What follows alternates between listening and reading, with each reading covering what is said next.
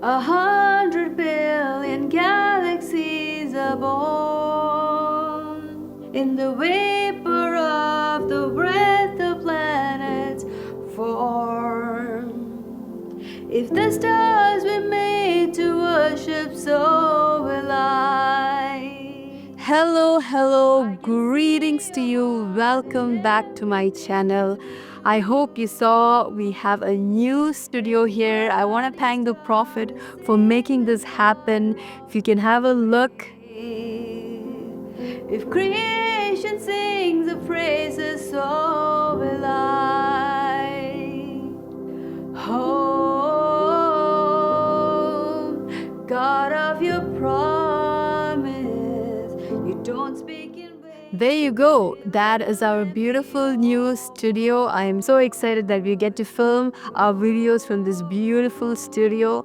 So thank you for being patient.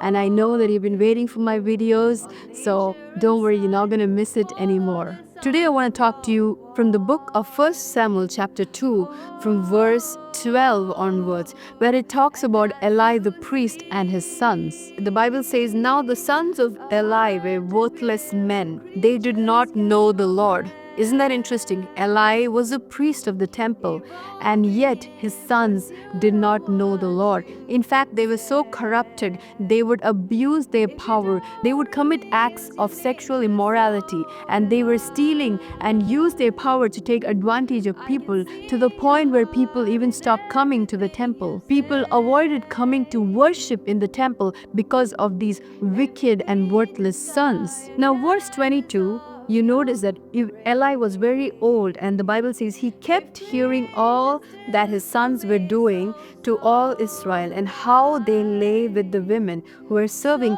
at the entrance to the tent of meeting. And he said to them, "Why do you do such things? For I hear of your evil dealings from all these people. Now, my sons, it is not a good report that I hear the people of the Lord spreading abroad. If someone is against a man, God will mediate for him. But if someone sins against the Lord, who can intercede for him?"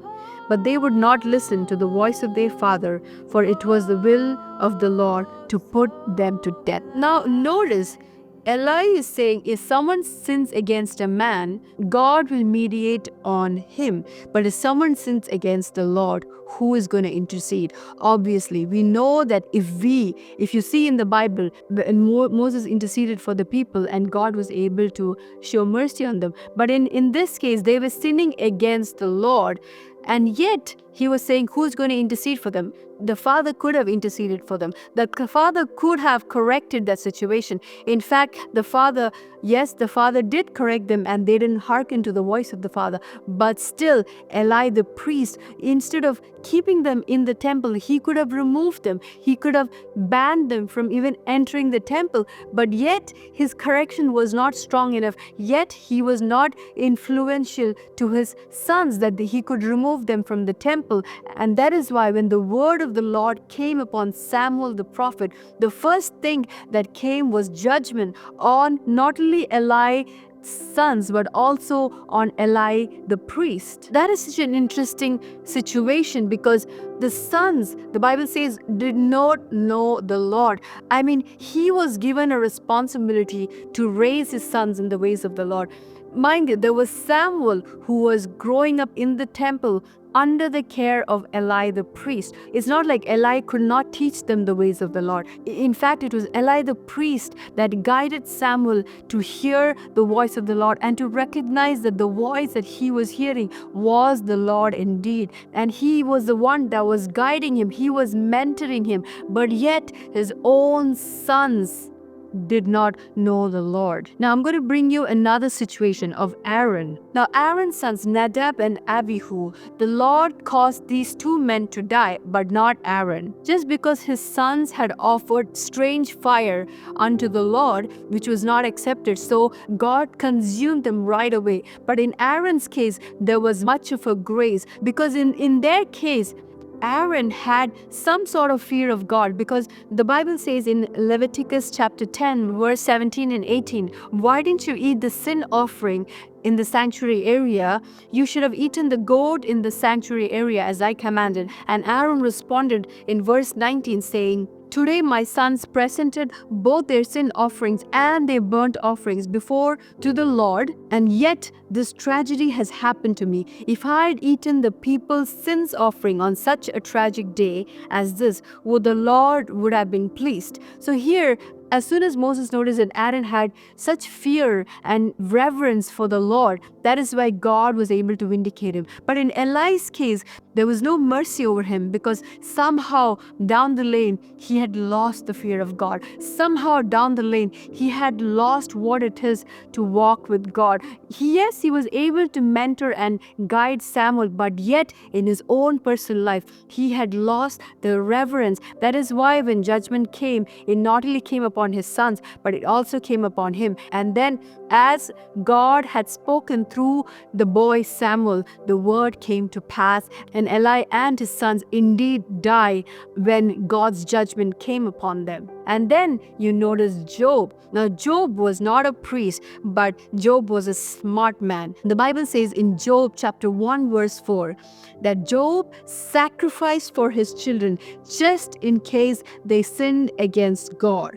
Verse 4, it says, Now his sons went and feasted in their house, every one his day, and sent and called for their 3 sisters to eat and to drink with them.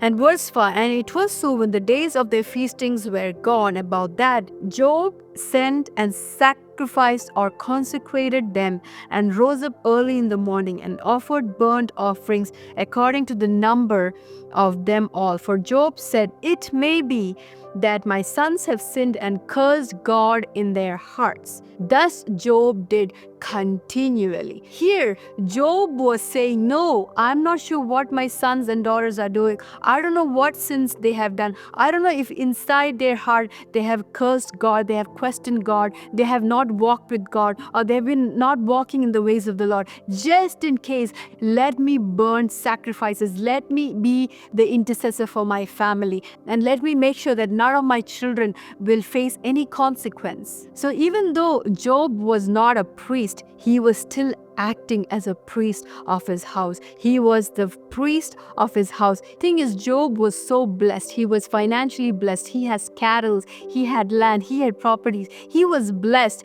beyond measure, but that was just not enough. He, as a priest, made sure that his sons and daughters were walking with God, and that is why he stood in the gap for them. So, child of God, I want to ask you this question.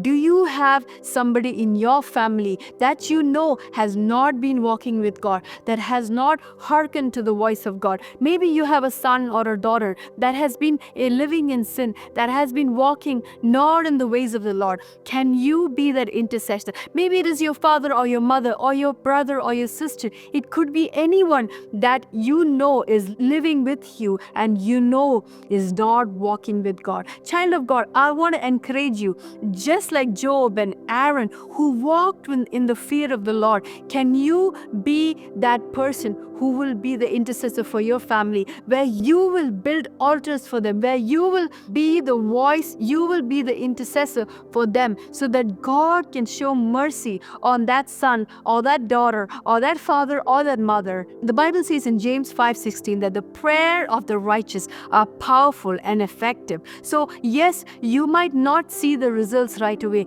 but remember, the Bible says that the prayers of the righteous are not only just effective, but also powerful. So can you be the one that will stand in the gap? Maybe you have a son or a daughter who has suicidal thoughts, who has depression, who has thoughts of the world, or where they're consumed in sin, where they're stuck in sin, or where they're falling and where they're failing. But can you be the woman? Can you be the mother? Can you be the priest of the house? Can you be the father that will stand in the gap and intercede for your children, for your parents, where you will be the one, just like how Moses interceded for the people, just like Abraham interceded for the people, because God is waiting to show mercy. It is not God's desire that He shows judgment on people. See, if you notice, even in America, I believe that there were churches that was praying, churches that was interceding. Even us, we were interceding as a church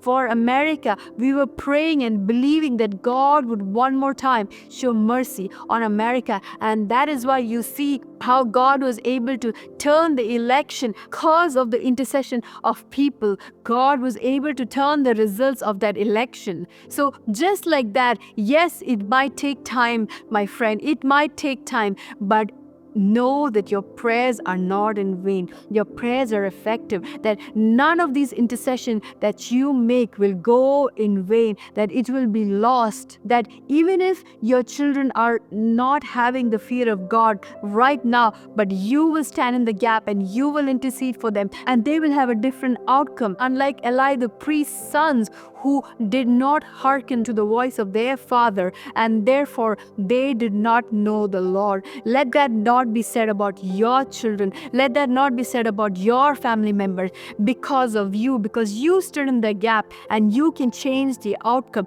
You can see a difference. You can be the one that will stand in the gap and say, Lord, me and my household, me and my house, we shall serve the Lord. Declare that in the atmosphere and believe the judgment of God will not come upon your family, but God will indeed show mercy one more time. I hope that this word has blessed you, and I hope that you will take this word seriously and be the priest of the house, be the intercessor of your house, and you will see a very different outcome just because there was a man or a woman that was standing in the gap and praying, just like how Nehemiah interceded and fasted and prayed, just like how Esther stood in the gap boldly for her people. And even when you do that, I believe that you will not only see a difference, not only in your family, but even a nation can be transformed just because you stood in the gap. Your city can be transformed just because you stood in the gap,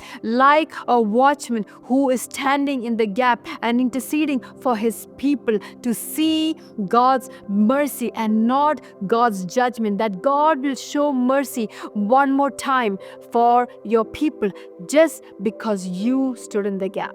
I pray that this word has blessed you and you will take this word seriously. And I pray that God will stir up that passion to be a powerful intercessor for your family.